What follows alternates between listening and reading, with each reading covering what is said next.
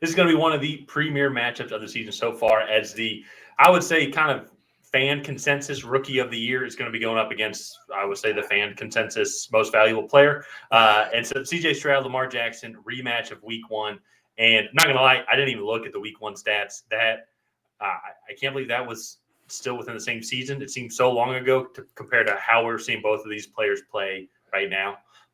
And it's going to be a phenomenal game to, honestly, a stellar divisional round weekend. Something I think that we all kind of want after some of these wildcard games were kind of duds. But we're going to break down the Texans-Ravens divisional round game. Before we do that, be sure to like, subscribe, and ring the bell to get notified whenever we create new content. We have a bunch of material coming out, especially a lot of mock drafts. We're doing Mock Draft Monday. Also, we have 3-round and 7-round mock drafts coming up multiple times for both the Texans and Ravens and the rest of the NFL teams. So be sure to like, subscribe, and get notified whenever we create those mock drafts. Ryan, let's go into this game here. Let's start with the Texans. They played most recently. I am not shocked that the Texans beat the Browns.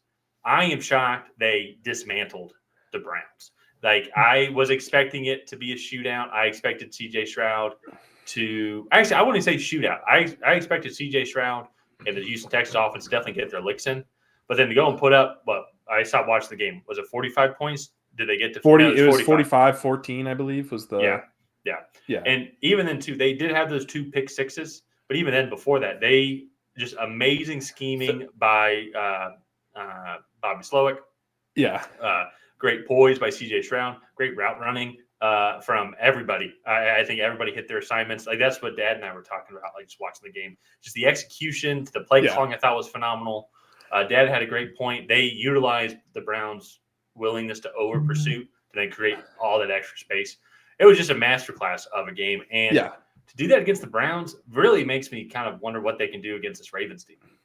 No, exactly. And the one thing that I think the Browns do that the Ravens don't is the Browns, they put the pedal to the metal and get after you. And they really, I don't want to say like a one-trick pony, because that is not doing this Browns defense justice, but they get after the passer. They play press man coverage. They have really good corners. And the Ravens, they will throw a bunch of different schemes at you and do some like false blitzes and put 6 guys on the line and pull people off. So that'll be an interesting kind of back and forth to see in the chess match of the game. But just to kind of harp on how good of a job Bobby Slovic, D'Amico Ryans did and analyzing what the Browns do on defense and then say, all right, well, what would work against this, and getting the Browns to over pursue. The touchdown pass to Dalton Schultz was a fantastically schemed play. I mean, that looked like college, where like he was so wide open. Like, they got all 11 players on the defense, and then CJ Stroud just hit him. Like, he could have been in very tight coverage, and that pass from CJ Stroud still would have found a way to get through. And just all in all, Nico Collins is having a fantastic season. Would not be surprised if he gets an extension this offseason. And like they 100%. He's been one of the better receivers in the league. Yeah. They're 12 or 1,300 yards, I believe. You can see it right here. 12,009 or 1,297. So right at about 1,300. And he's been a monster. And just think, this is this offense without Tank Dell. Now they have CJ Stroud there as well, so they're going to be able to recruit in talent this offseason as well. And so I really like what they have doing. I also want to give props to Laremy Tunsil.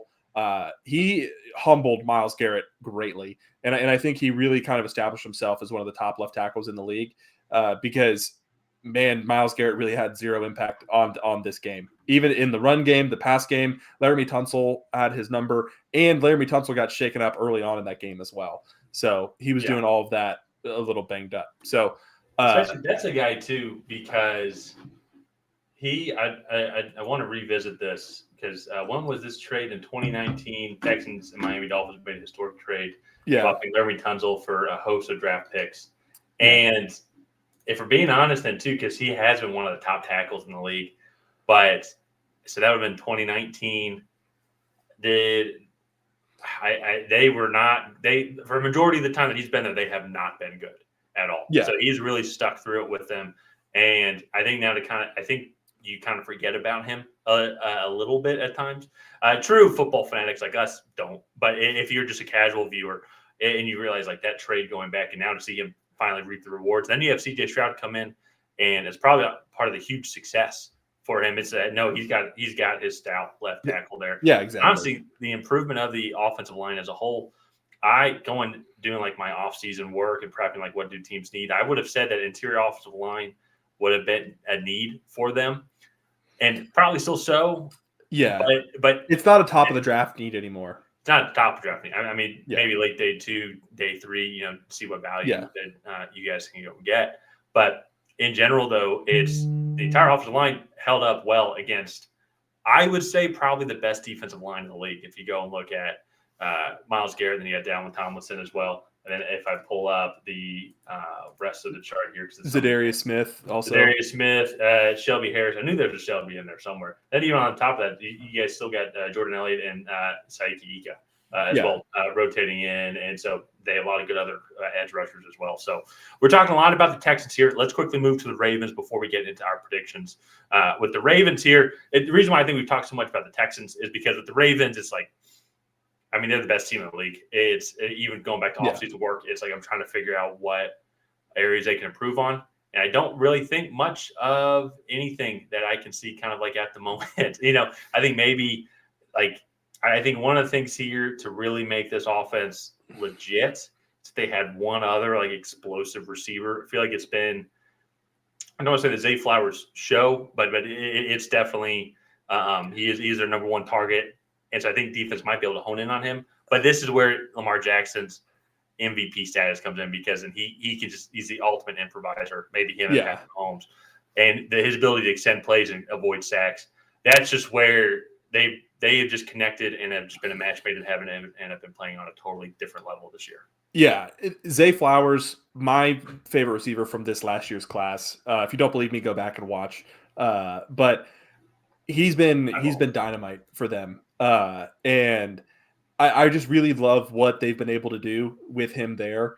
And he to me, he fits that scheme perfectly because he creates space and allows Lamar Jackson to scramble. He's a nightmare for defensive backs to cover.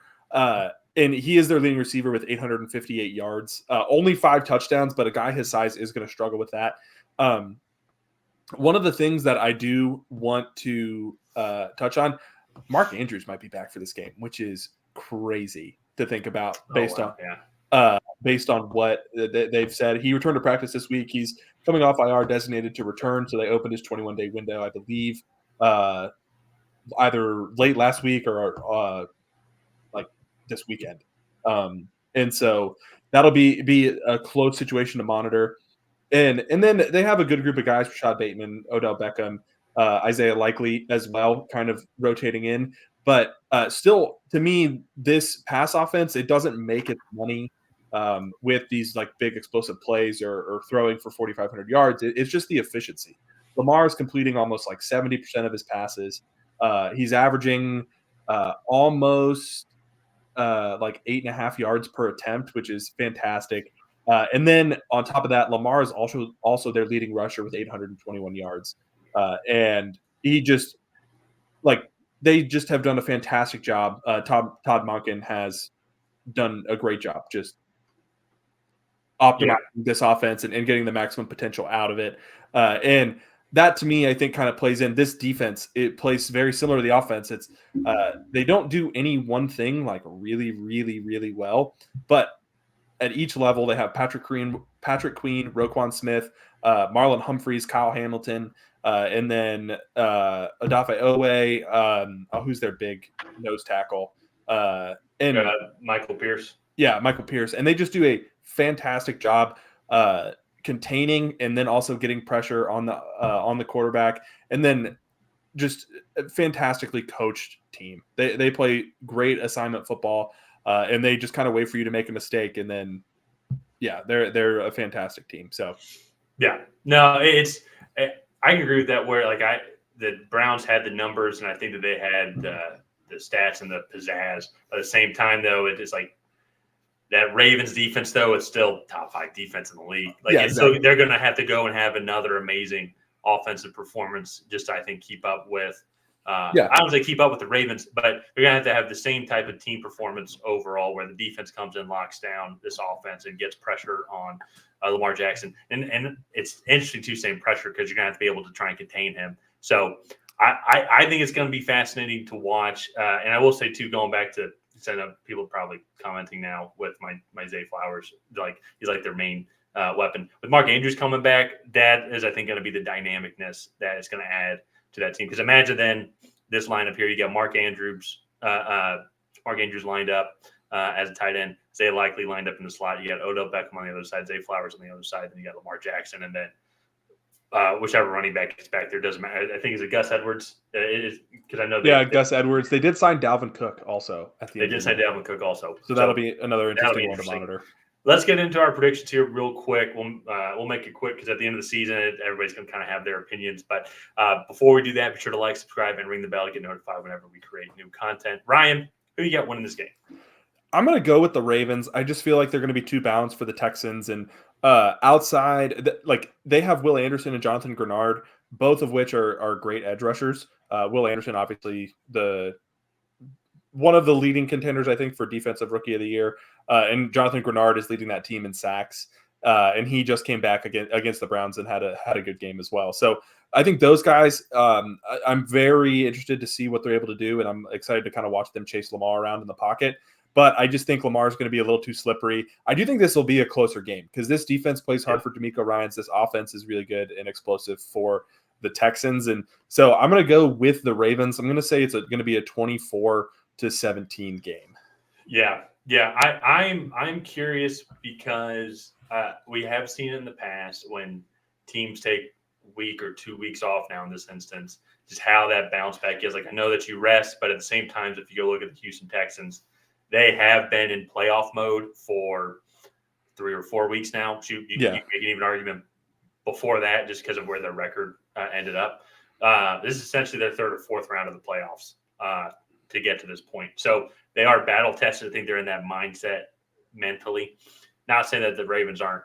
And I know I prefaced that also, but at the same time, I still think the Ravens, man, they went into San Francisco, beat the tar out of them. They've honestly dominated every single test. I know, like the Lions as well, who seem to be playing well. I know they dominated them at home. I know that was like half a season ago and almost a full season ago since they last played the Texans, which they dominated the game. I think it'll be a much closer game. I think we're going to have to see the MVP performance from Lamar Jackson to beat Will Anderson and this defense. But I agree. I think the Ravens are going to win this one in a close one. I think it's going to be a great game. I think it's going to be 31-27 Ravens. 31-27. Okay. Mm-hmm. Yeah, I mean, both these teams are playing top-notch football. I am curious to see the Ravens. Sometimes you do see teams kind of lag a little bit coming off that week rest. So let's go ahead and wrap up. 2 weeks rest, really, because they didn't play against the Steelers. But let's go ahead and wrap up this episode here. If you guys have not already, please go ahead and like and subscribe. Tyler and I were trying to get to 3,000 subscribers by the end of the NFL postseason. So if you could help us reach that goal, that would be very much appreciated. And while you're down there, go ahead and leave a comment on who you think is going to come out ahead in this matchup. Will it be the Houston Texans? Will it be the Baltimore Ravens? And other than that, we will see you guys next time.